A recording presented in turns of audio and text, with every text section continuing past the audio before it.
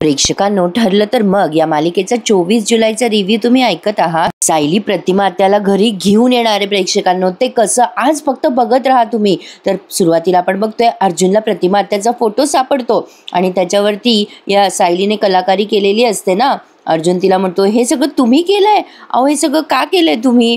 तो अगोदर जाऊन दरवाजा लावतो आणि मग सायलीला म्हणतो, अरे हे काय आहे, हे मार्क्स अँड ऑल कशासाठी केलेत तुम्ही? सायली म्हणते, मी तुम्हाला म्हटलं होतं ना सर, प्रतिमा आत्याच्या चेहऱ्यावर मला असे भाजल्यासारखे व्रण दिसले आणि मला अलिबागला त्या बाई दिसल्या ना, त्यांच्या चेहऱ्यावर हे बघा, ही अशी अर्धवट ओढणी होती. सायली अगदी प्रात्यक्षिक करून दाखवतीये फोटोवर अर्जुनला, पण अर्जुनला काही ते पटेना. सायली म्हणते, म्हणून मी हे सगळं असं केलंय. मला खात्री पटलीये की अलिबागला ज्या बाई दिसल्या त्या प्रतिमा आत्याच होत्या. अर्जुन म्हणतो, काय मूर्खपणा लावलाय मिसेस सायली, तुमच्या डोक्यात अजूनही तेच चाललंय? सायली म्हणते, तुम्हाला पुरावे हवे होते ना, बघा ना, तुमच्या समोर आहे पुरावा, विश्वास ठेवा ना माझ्यावर. अर्जुन म्हणतो, तुम्ही जे काही चालवलंय ना त्याला काहीही अर्थ नाहीये.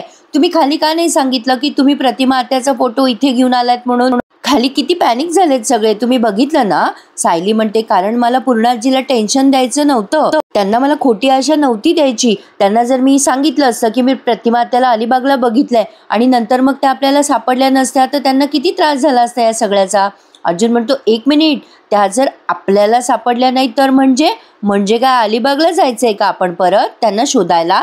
सायली म्हणते, आपल्याला तसंच करावं लागणार आहे सर. अर्जुन म्हणतो, नाही बाबा, त्याची काहीही गरज नाहीये, तुम्ही अति विचार करताय. आणि अशा रेफरन्सेसमध्ये आपण प्रतिमा आत्याचं नाव घेतलं ना पूर्णाजीच्या समोर, तर अख्खं घर डिस्टर्ब होईल. फक्त पूर्णाजीच नाही, प्लीज प्लीज असं काही करू नका. आता सायली म्हणते, मग काय आपण हातावर हात ठेवून बघत राहायचं का? अर्जुन म्हणतो, हो, कारण तुम्ही ज्या बाईबद्दल बोलताय ना ती बाई नाहीये जिवंत आता. तुम्ही कितीही म्हणलं तरी प्रतिमा आत्या दिसली तरी ते शक्य नाहीये. Please please. सायली म्हणत असते, ऐकून तरी घ्या. अर्जुन हात जोडतो आणि म्हणतो, मी रिक्वेस्ट करतो तुम्हाला, हा टॉपिक बंद करा आता आणि हे जे काही पेंटिंग केलंय ना त्याआधी साफ करा लवकर. Please Sayali, I request you, please ते साफ करा. आता सायली एक फडकं आणते कापड आणि ते स्वच्छ करते प्रतिमा आत्याचा फोटो आणि आता हे दोघंही मिळून तो फोटो खाली घेऊन जातात. सायली विचारते आधी, पण आपण खाली काय सांगायचं, हा फोटो इथे कसा आला ते? अर्जुन म्हणतो, मी सांगतो काहीतरी पूर्णाजीला, चला आधी हा फोटो खाली घेऊन. आता दोघं मिळून ते फोटो खाली घेऊन आलेत. नागराज खूप घाबरलाय प्रेक्षकांनो. आता कसून चौकशी करताय पोलीस. त्यांच्या घरात काम करणारे ताई म्हणतात, मी नाही केलंय हो साहेब, मी तर सकाळी येते आणि संध्याकाळी चालली जाते. मग आता ही सुमन म्हणते, हे दोघं असं नाही करणार हो, ते खूप प्रामाणिक आहेत. आता ते पोलीस म्हणतात, मी आता तुमच्या बाहेरच्या लोकांची चौकशी केली आहे, घरच्या लोकांची चौकशी केली तर चालेल का तुम्हाला किल्लेदार सर?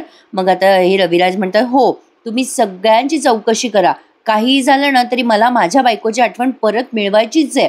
त्यांना प्रतिमा आत्याचे दागिने गेलेत ना, त्याचं जास्ती वाईट वाटतंय.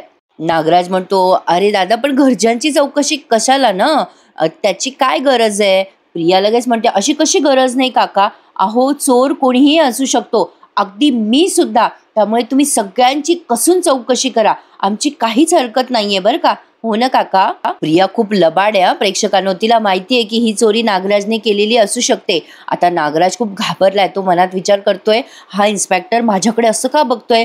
त्याला कळलं तर नाही ना, या इन्स्पेक्टरला कळलं तर नसेल ना की ही चोरी मी केली आहे आणि ही प्रिया सतत संशय येईल असं माझ्याजवळच सारखं बोलतीये. इकडे पूर्णाजी सारख्या रडत असतात. कल्पनाताई म्हणतात, अहो पूर्णाई सगळीकडे बघितलं नाही हो फोटो कुठे. आता तेवढ्यात सायली अर्जुन येतात आणि प्रतिमा आत्याचा फोटो तिथे वर टेबलवर ठेवतात आधी. आता या पूर्णाजी खूप खुश होतात, फोटोला असं त्या कुरवाळतात आणि म्हणतात, प्रतिमा, माझी प्रतिमा. प्रतापराव म्हणतात, चला शेवटी फोटो सापडला तर. हो ना? अरे काय रे अर्जुन, तुमच्या रूम मध्ये कसं काय गेला हा फोटो? आता अर्जुन म्हणतो, ते ऍक्च्युली डॅड, ते मगाशी सायली घेऊन आली होती साफ करण्यासाठी फोटो. अस्मिता म्हणते, मगाशी तिला विचारलं होतं तेव्हा काय दातखिळी बसली होती का हिची? सायली ना गोंधळ घालण्यामध्ये पटायते. सायली आता जरा कानकोंडी झाली बिचारी. कल्पना ते म्हणतात, अगं सायली, तू मगाशी खरंच काहीच का नाही बोललीस? अर्जुन म्हणतो, अगं मम्मा, मी तिला सेम प्रश्न विचारला रूम मध्ये, मग ती म्हणाली की ती असं साफ करण्यासाठी कोणाला न विचारता, परमिशन न घेता वर घेऊन गेली होती ना फोटो. मग पूर्णाची कदाचित तिला रागवेल म्हणून ती काही बोलली नाही. मग सायली पण अशी हो करते मानेने. मग आता पूर्णाजी म्हणतात, अगं बेटा सायली, यासाठी परवानगीची काय गरज आहे? उलट बरं केलंस, हा फोटो तू खाली काढला, नीट पुसून घेतलास. मी कशाला रागवेन ग तुला, उलट मला खूप बरं वाटलं. सायली म्हणते पूर्णाजी मला माफ करा, माझ्यामुळे तुम्हाला त्रास झाला.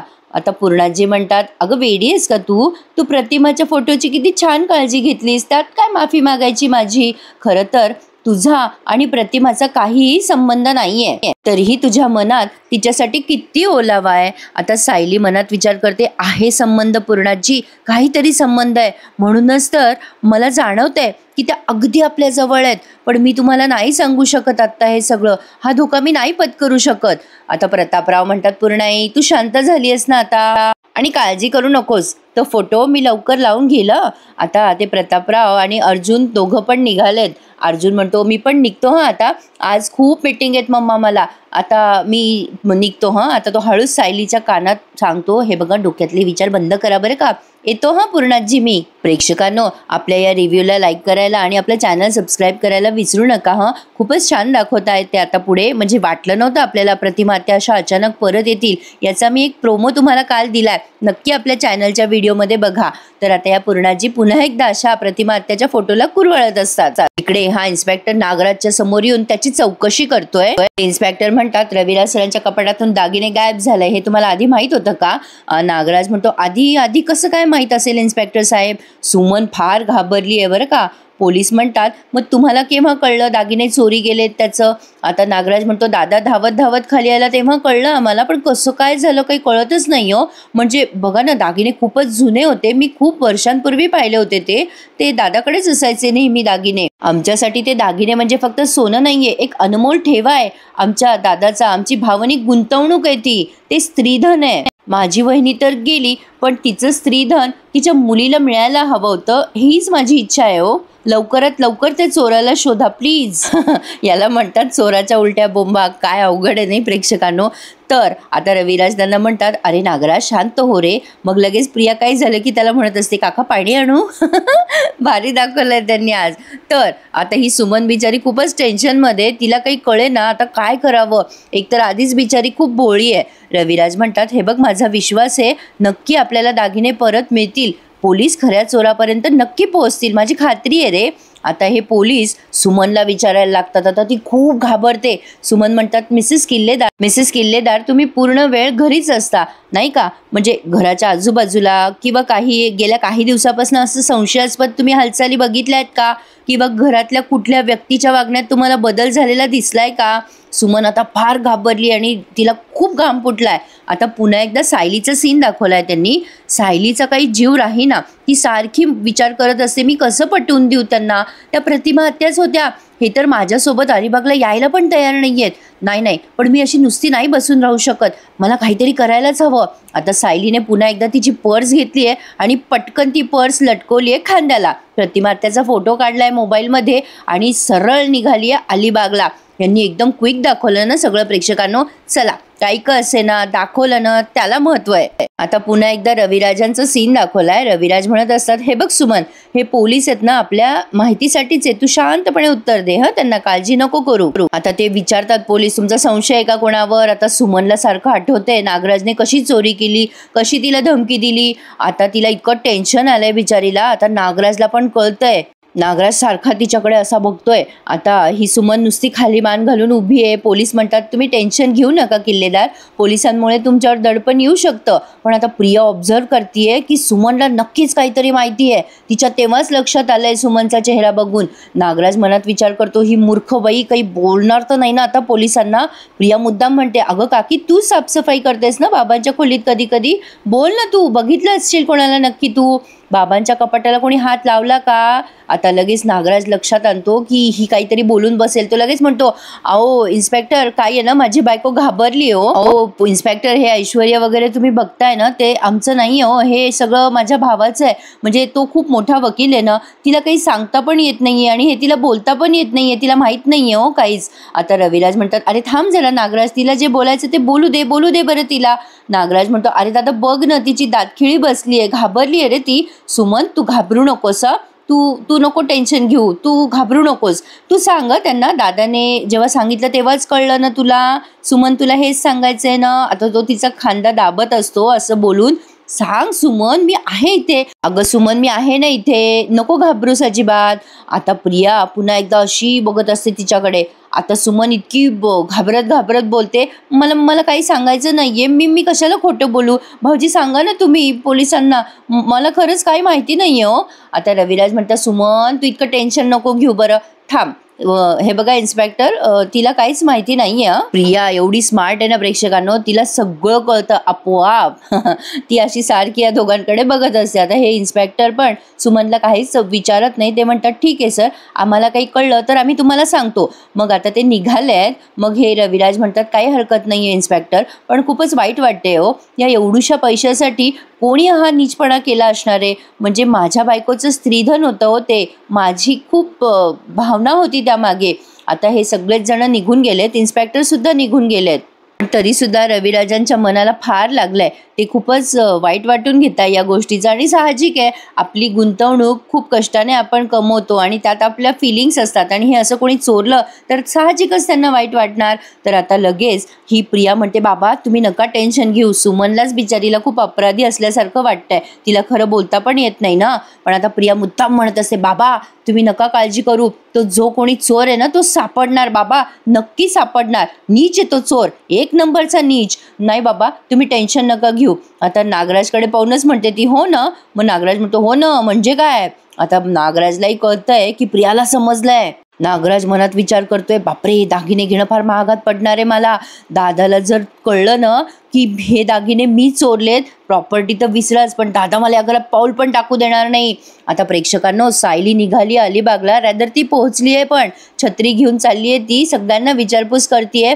ॲक्सिडेंट तर इथेच झाला होता काल, प्रतिमा त्या ह्या भागात आल्या होत्या म्हणजे इथेच कुठेतरी असणार त्या. आता ती सगळ्यांना विचारपूस करते, दादा तुम्ही या बाईंना ओळखता का. आता मोबाईलमध्ये फोटो दाखवते ती सगळ्यांना, ती सांगते यांच्या डोक्यावर ओढणी होती, चेहऱ्यावर भाजल्याचे व्रण होते. खूप चौकशी करते ती, पण तिच्या हाती काहीच लागत नाही. मग आता तिचा फोन डिस्चार्ज होतो. आता तिला टेन्शन आलंय, अरे देवा आता मी काय करू, मी घरी न सांगता इथे आली आहे, यांचा फोन आला तर. आता इकडे कल्पनाताई स्वयंपाकाची तयारी करत असतात आणि अर्जुन येतो, बायको बायको मम्मा बायको कुठे गेलीये ग, दिसत नाहीये कुठे, अगं बायको. आता प्रतापराव म्हणतात घ्या. अर्जुनने सायलीला फोन पण केलेला असतो. प्रतापराव म्हणतात बघ झालं यांचं सुरू, घरात पाय टाकला की बायकोच्या नावाचा जप सुरू करतो हा. कल्पना हा न जरा बापाच्या वरचढच निघालाय. कल्पना ताई हसायला लागतात. अर्जुन म्हणतो अहो डॅड तसं काही नाहीये, बायको कुठे गेलीये. कल्पना ताई म्हणतात अरे तू किती हाका मार सायलीला, ती घरातच नाहीये रे.